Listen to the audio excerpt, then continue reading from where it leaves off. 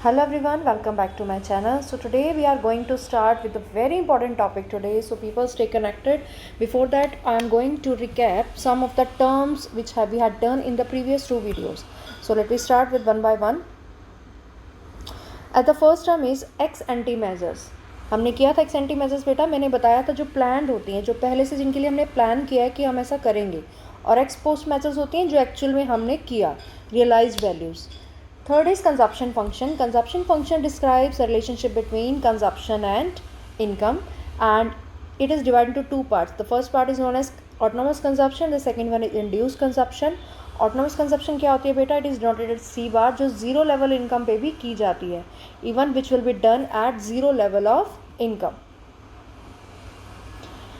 Now what is the algebraic expression of consumption function? It is denoted as C is equal to C bar plus by. This is the algebraic expression of consumption function, where C bar is autonomous and by refers to the induced consumption.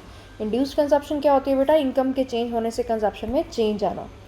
The next is propensity to consume, or we can say our capability to consume. It has two types. Our ability will be divided into two types, APC and MPC.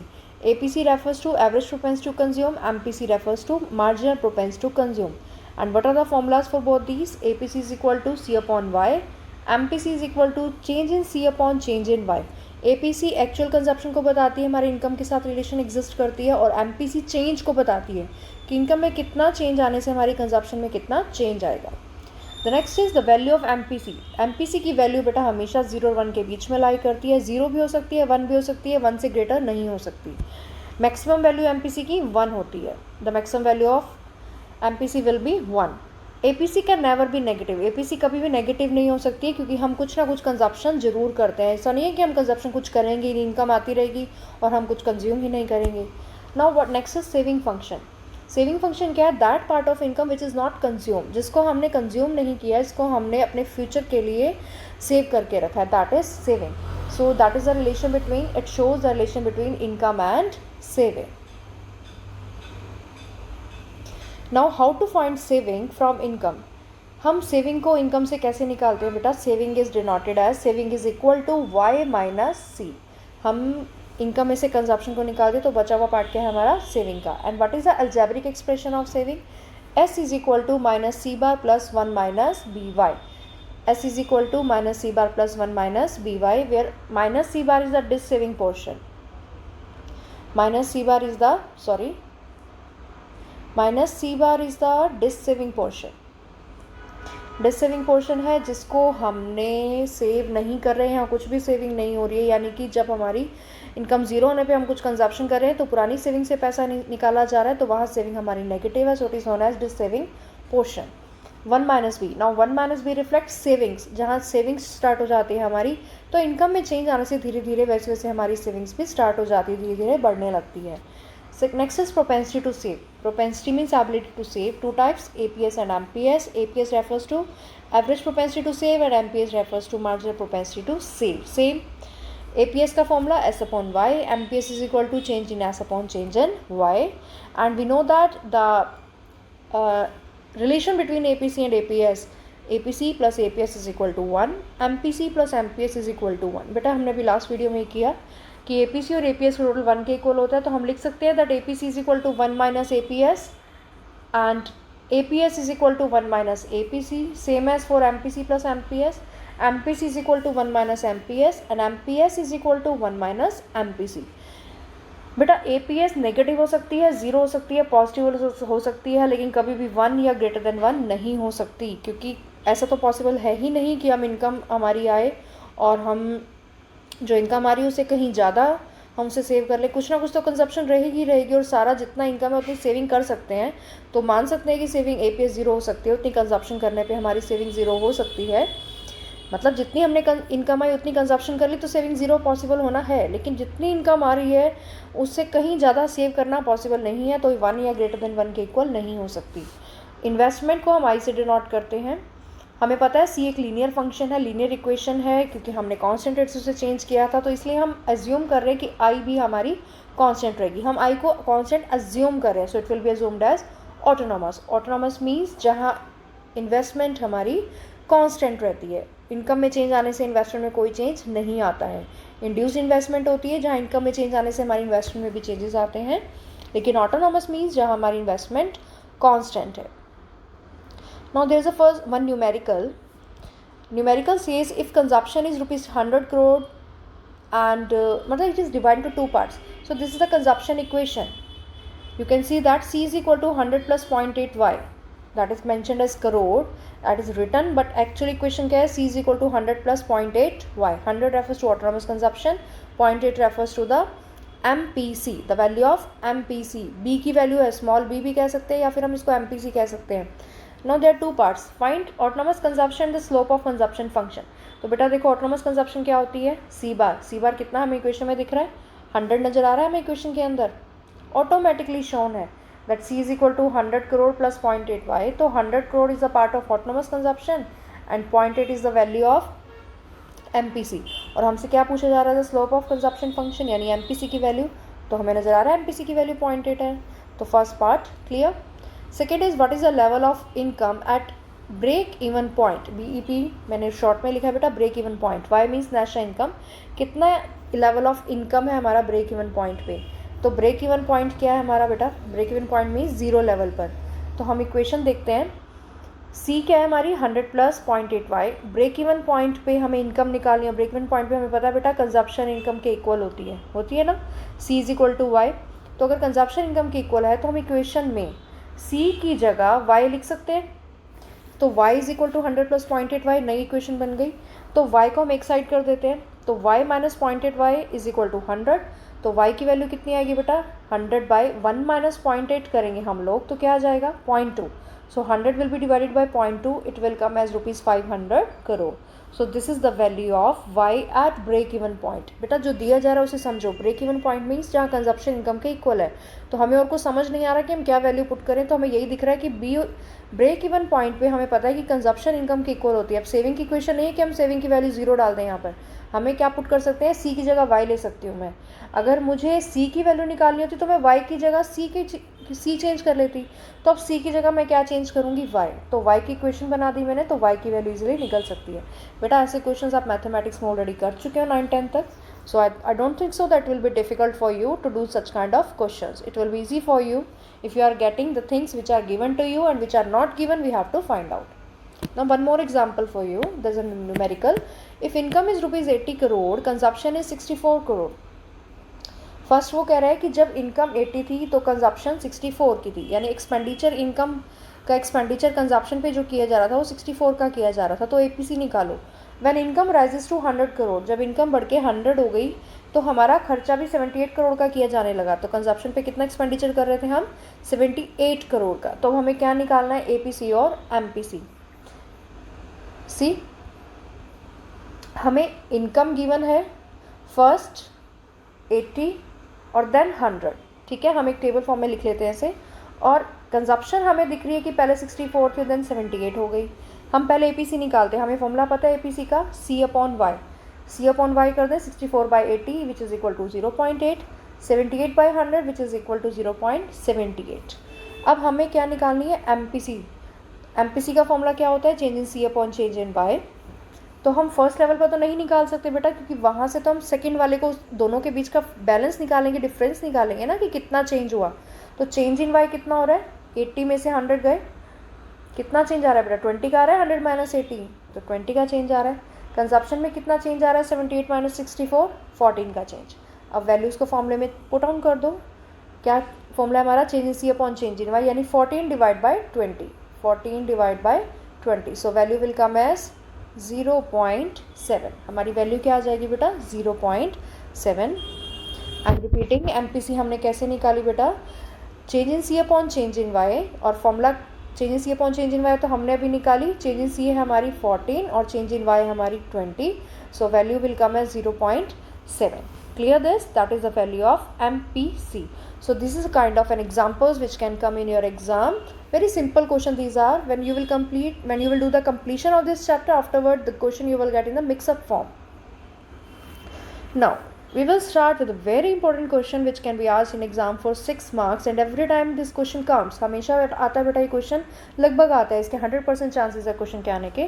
And the question is how you will derive saving function from consumption function, or it can be asked like how you will derive saving curve from consumption curve. अगर आपसे saving function पूछा जा रहा है तो हम उसमें एक डायग्राम नहीं दिखाएंगे, और अगर सेविंग कर्व वर्ड यूज़ कर लिया जाए तो हमें पूरी एक्सप्लेनेशन दैन डायग्राम भी देना है according to the 6 marks. So let me start with the explanation. What you will write first of all, you will write that saving is that part of income which is not consumed. तो हमें पता है saving वो part है income का जिसे हम consume नहीं कर रहे हैं, जिसे फ्यूचर के लिए बचाया जा रहा है. And it is find it out as saving is equal to y minus c. So we know that if c is equal to c bar plus b y. अब हम इसे निकाल कर दिखाते हैं कि हम कंजप्शन फंक्शन से सेविंग इक्वेशन कैसे निकाल रहे हैं. तो कंजप्शन की इक्वेशन से सेविंग इक्वेशन निकालते हैं हम लोग. हमें पता है c is equal to c bar plus b y है बेटा, we know that c is equal to c bar plus b y. तो इस इक्वेशन को सब्स्टिट्यूट कर देंगे हम, पीछे जो भी हमने लिखा है s is equal to Y minus c. s is equal to Y minus c, c की इक्वेशन है c bar plus b y, तो हम c bar plus b y लिख देंगे यहाँ पर. अब इसको ओपन करो, y माइनस सी बार माइनस बी वाई हो जाएगा, राइट. तो माइनस सी बार को अलग कर दो और y की इक्वेशंस को अलग कर दिया हमने. तो कॉमन कितना है y माइनस बी वाई में, 1 minus b is common which is multiplied by b. ये आप मैथ में कर चुके हैं ऑलरेडी इस तरह की इक्वेशन को कैसे सॉल्व किया जाता है. तो अब देखो हमारे पास सेविंग की इक्वेशन निकल के आ गई, s is equal to minus C bar plus 1 minus B y, that is the saving equation. Saving function की इक्वेशन आ गई. एग्जाम्पल लेते हैं हम. If c is equal to 100 plus 0.8y, अगर c 100 प्लस 0.8y के इक्वल है, for example हमने MPC को 0.8 कंसिडर किया यहाँ पे और अपनी ऑटोनोमस कंजप्शन को 100 कंसिडर किया. तो सेविंग कैसे निकालोगे आप. देखो अभी ऊपर हमने क्या निकाला, s is equal to minus C bar plus 1 minus B y. तो माइनस सी बार कितनी हो गई यहाँ पर, माइनस सी बार कितनी हो गई, 100 हो गई यहाँ पे. तो माइनस सी बार मीन्स माइनस 100 हो गया. अगर सी बार 100 है तो माइनस सी बार की वैल्यू माइनस 100 है. एंड हम इस इक्वेशन को यहाँ पुट कर रहे हैं बेटा, ठीक है, y माइनस सी में. y माइनस सी की इक्वेशन क्या है, सी बार प्लस बी वाई, जिसमें सी बार क्या है हमारा 100 और बी वाई कितना है हमारा 0.85. अब यहाँ से हम कॉमन ले लेते हैं y को, माइनस 100 को हमने एक तरफ कर लिया. आई रिपीट, हमें पता है कि इक्वेशन c क्या है, 100 प्लस 0.8y जो हम एज्यूम कर रहे हैं. अब हम ऊपर वाली इक्वेशन दोबारा ले लेते हैं, y s is equal to Y minus C. इसमें आप इन वैल्यूज़ को पुट ऑन करो. तो y माइनस सी की इक्वेशन थी c is equal to 100 plus 0.8y जो हमने कंसिडर की. इस इक्वेशन को मैंने c की जगह रखा तो हमारी इक्वेशन बनी y minus 100 plus 0.8y. Clear है यहाँ तक. अब देखो माइनस 100 को हमने अलग कर लिया और y की इक्वेशंस को अलग कर लिया. तो y प्लस 0.8y मैंने कॉमन ले लिया. अब यहाँ हमारा जो था बेटा माइनस सी बार प्लस बी वाई है, राइट, माइनस सी बार प्लस बी वाई. तो ये 100 और 0.8y ब्रैकेट में है हमारा. तो माइनस 100 और माइनस 0.8y हुआ ना, तो कॉमन आ गया हमारा 1 माइनस 0.8 मल्टीप्लाई विद y. तो हम इसको सॉल्व करेंगे तो क्या आ जाएगा, माइनस 100 प्लस 0.2y. चलो अगर हमें यहाँ तक नहीं भी पहुँचते, हमें डायरेक्टली हमारे अपने माइंड में पता होना चाहिए अगर c is equal to 100 plus 0.8y है तो इट मीन जब हम सेविंग की इक्वेशन बनाएंगे तो 100 की जगह माइनस 100 हो जाएगा. और 0.8 क्योंकि MPC की वैल्यू है तो MPS 1 क्या वैल्यू होती है MPS की, MPC plus MPS is equal to 1. Then MPC is equal to 1 minus MPS, या मुझे MPS निकालना हो तो 1 माइनस MPC. तो 1 माइनस 0.8 करूँगी तो MPS की वैल्यू क्या आएगी 0.2. हम उस तरीके से अगर सोचे दिमाग में या इक्वेशन के साथ सॉल्व करें तो हमें समझ में आता है कि सेविंग की इक्वेशन हम कंजप्शन से कैसे निकाल सकते हैं. तो वेरिफिकेशन हो गई क्योंकि हमें पता भी था और हमने इस ऊपर वाली इक्वेशन में इस वैल्यूज़ को पुट ऑन किया तो उससे भी हमारी सेम इक्वेशन निकल के आ गई. So how we will derive this equation from consumption function. So this is the diagrammatic presentation how we will derive saving curve from consumption curve.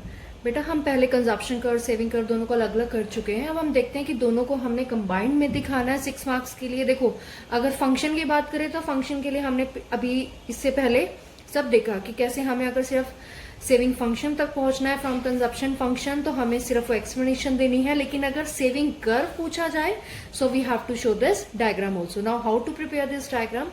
First of all हम एक अपर पार्ट ड्रॉ करेंगे OX axis जो income को denote करेगी. Clear. OY axis जिसमें हम consumption draw करेंगे first part में. सेकंड पार्ट हमारा सेविंग का होगा जिसके हम डिराइव करेंगे. अब हमें पता है कि O that is the origin point, यहाँ से एक स्ट्रेट लाइन जाती है जिसको हम y से डिनोट करते हैं, that is the income line. ये क्या है, हमारी इनकम की लाइन है जो स्ट्रेट जाएगी, क्योंकि हमने अज्यूम किया था कि कंजप्शन और इनकम दोनों कांस्टेंट रेट से चेंज होती है। So it shows the angle of 45 degree. Clear. उसके बाद हमें पता है कि कंजप्शन कहीं ऊपर से स्टार्ट होती है, हमने यहाँ से अज्यूम किया सपोज, और यहाँ से कट करती हुई ये हमारी कंजप्शन लाइन, जिसमें ये पोर्शन क्या दिखा रहा है हमें कि हमारी कंजप्शन इनकम से ग्रेटर है। कंजप्शन ऊपर है लाइन हमारी, इनकम नीचे है। This point shows where income is equal to consumption, that is the break even point, break even point. And this area shows, क्या शो करते हैं हमें, that income is above, income ऊपर है हमें नजर आ रहा है, that income is greater than consumption. Clear. Afterward अब हमें इस कंजप्शन लाइन से सेविंग कर्व को डेराइव करना है। तो अब सेविंग कर्व को हम कंजप्शन कर्व से कैसे डेराइव करेंगे बेटा, देखो जहां इनकम और कंजप्शन इक्वल है वहां से एक स्मॉल डॉटेड लाइन ड्रॉ कर लो। हमें पता है जहां इनकम कंजप्शन इक्वल होती है वहां सेविंग जीरो होती है। सेविंग का जीरो होना यानी कि इस पॉइंट पे ब्रेक इवन पॉइंट, हम इसको भी ब्रेक इवन पॉइंट बोलते हैं। This is important question for 1 mark children. So after this how to draw saving now. हमें पता है जब कंजप्शन इनकम से ज्यादा है, यानी हम कुछ सेविंग नहीं कर रहे, हमारी सेविंग नेगेटिव जा रही है, तो हमारी सेविंग कहाँ जाएगी बेटा, नीचे। हमें पता है नेगेटिव पोर्शन इस साइड होता है, OX एक्सिस यहाँ ये हमारा पॉजिटिव पार्ट है, नीचे वाला हमारा नेगेटिव पार्ट होता है, तो सेविंग इससे बिलो हमारी नेगेटिव है। Clear. This is the negative portion of saving. यहाँ हमारी सेविंग जीरो है। अब इससे ऊपर जहां इनकम कंजप्शन से ज्यादा है, यानी हमारी प्योरिटी ऑफ सेविंग बन गई है, तो इसके बाद सेविंग क्या हो जाती है बेटा, positive. So from up to this point upward जब ये जाने लगती है तो पॉजिटिवली ऊपर बढ़ती चली जाएगी, लेकिन कॉन्स्टेंटली जाएगी, क्योंकि हमारी कंजप्शन भी कांस्टेंट रेट से बढ़ रही थी, तो सेविंग भी कांस्टेंट रेट से लीनियर ही जाएगी, ऊपर स्ट्रेट जाएगी। Clear. So this is the diagrammatic presentation how we will derive saving curve from consumption curve. Let me repeat in short बेटा, जहां इनकम कंजप्शन के इक्वल होती है वहां saving zero, so it will cut at OX axis at its break even point. जब consumption income से greater है वहां हमारा सेविंग नेगेटिव है, तो सेविंग नेगेटिव है तो नीचे आ रही है। जब हमारी इनकम कंजप्शन से ज्यादा है तो हमें पता है सेविंग पॉजिटिव है हमारी, तो सेविंग अपवर्ड जा रही, अबव जा रही है, जहां जीरो पे कट करती हुई वहां से ऊपर जाती हुई हमारी स्ट्रेट जाती है। ये स्ट्रेट क्यों जा रही है बेटा, क्योंकि हमारी इनकम और कंजप्शन भी दोनों कांस्टेंट रेट से चेंज हुई थी। Clear. So this is the derivation of saving curve, and this is exactly you have to show like this only in the exam also if you want 6 marks total. Okay. And if we want to derive consumption curve from saving curve, I said consumption curve from saving curve, तो यही diagram हमारा reverse हो जाएगा। Diagram same बनेगा लेकिन उसमें हम saving curve ऊपर बनाएंगे और ये कंजप्शन वाला नीचे आ जाएगा। Explanation will be like that only. Next note, if we have to derive consumption function from saving function.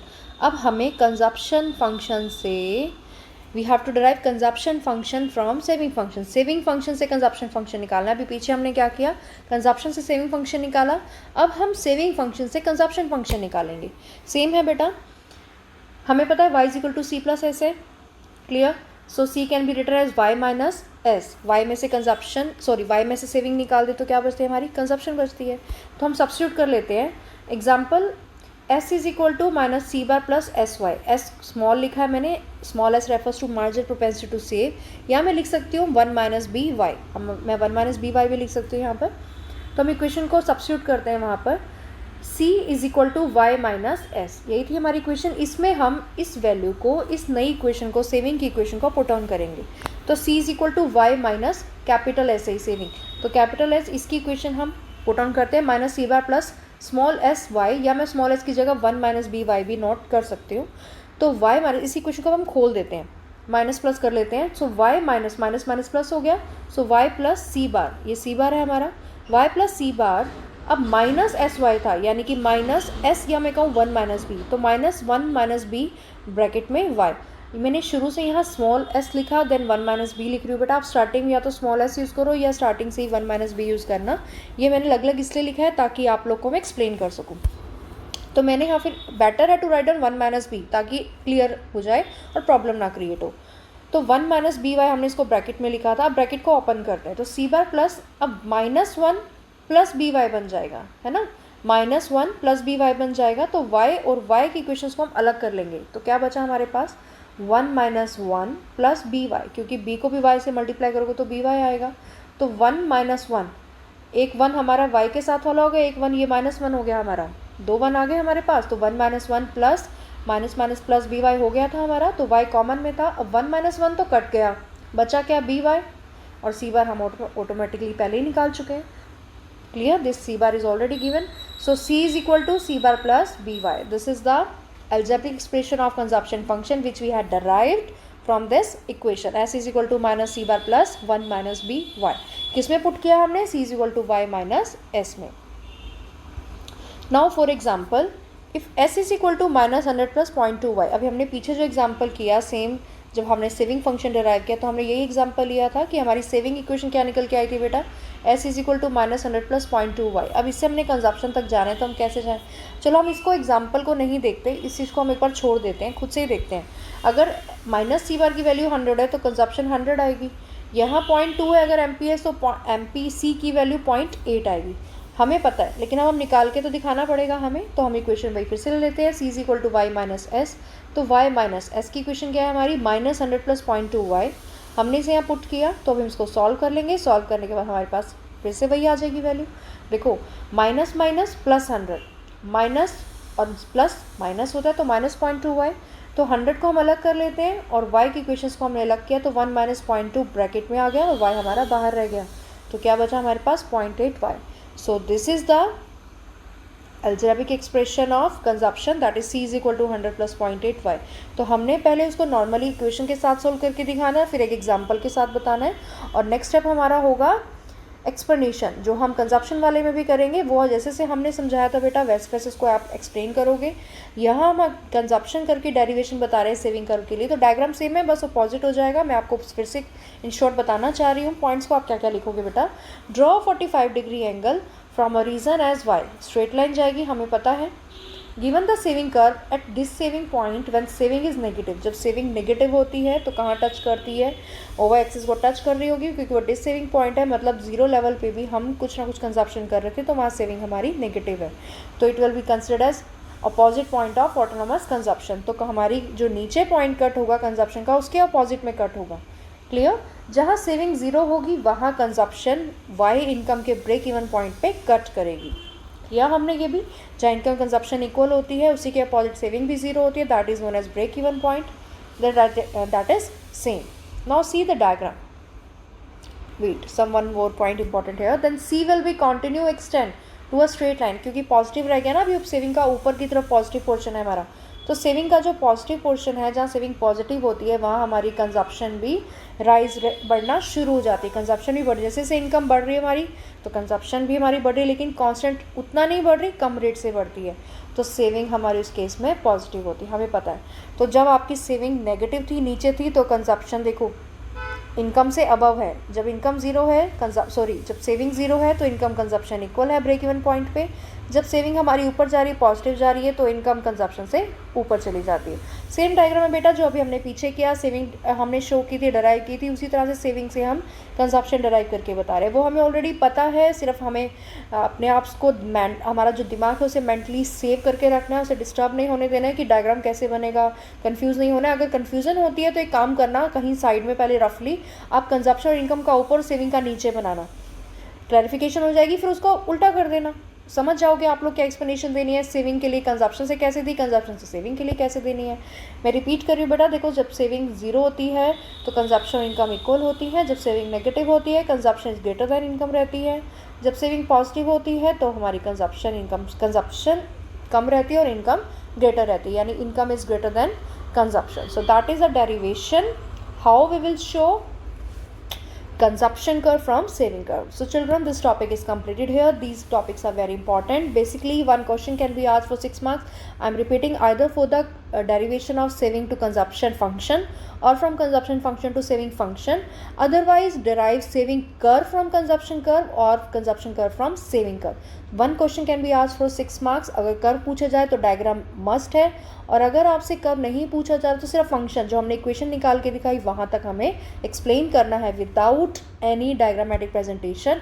And I request you, अगर बेटर है आप टेबल भी साथ में प्लॉट कर सको. वैसे टेबल की रिक्वायरमेंट नहीं है यहाँ पे, पर अगर आपको कन्फ्यूज़न होती है तो आप टेबल साथ में ले सकते हो, बट अदरवाइज टेबल की रिक्वायरमेंट नहीं है. हमें सिर्फ वो इक्वेशन दिखानी जिसको हमने एजम्पशन बेसिस पे इक्वेशन लिया, तो आप वहाँ बता दो कि हम MPC को 0.8 कंसिडर कर रहे हैं या 0.2 कंसिडर कर रहे हैं, जो भी आप कंसिडर कर रहे हो उसके अकॉर्डिंग क्वेश्चन को सॉल्व करो. जरूरी नहीं है 0.8 0.2 कंसिडर करनी है, 0.5 कर लो, 0.6 करो, वो आपकी अपनी मर्जी है. आप your on description what you want to assume. From my side, this topic is completed here, children. Stay connected, stay healthy, stay safe at home. Thank you. Bye bye. Have a nice day ahead.